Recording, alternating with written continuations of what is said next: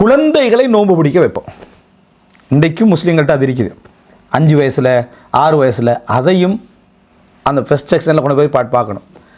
மாஷா அல்லாஹ், இந்த 28 நோன்பையும் என்ன செஞ்சுட்டா பிடிச்சிட்டா. அடுத்த வீட்டுக்கு சொல்லாட்டி நிம்மதி இல்லை.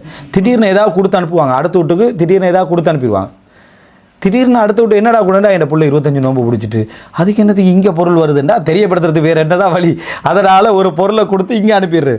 அந்த புள்ள வந்து அடுத்த வீட்டில் சொன்னால் 25 நோன்பு பிடிச்சிட்டேன். சுபஹானல்லாஹ், இஹ்லாஸில் தானே வளர்க்கணும் அதை.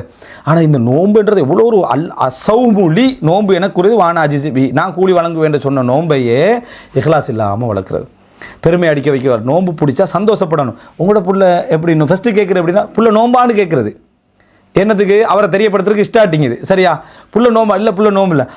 சரி, இப்போ நம்ம சும்மா இப்போமா என்ன இவர் கேட்கலையே அப்படின்ட்டு பார்த்துட்டு என்னது ஃபஸ்ட்டு எங்களோட அப்துல் ரஹ்மான்லாம் முந்தையில பிடிச்சி இவன் நோம்பு பிடிச்சி தான் இருக்கிறா அப்படின்ட்டு அந்த கதையை கொண்டு வந்து அப்படியே ஜாயின் பண்ணிடுறது. அப்போ மற்றவனை நோம்பான்னு கேட்குறதே எதுக்குன்னா நம்மளோட செய்தி வெளியே வராதாண்டு. இப்போ இது நோம்புலேயே அந்த இஹ்லாஸ் இன்மே இருக்குது.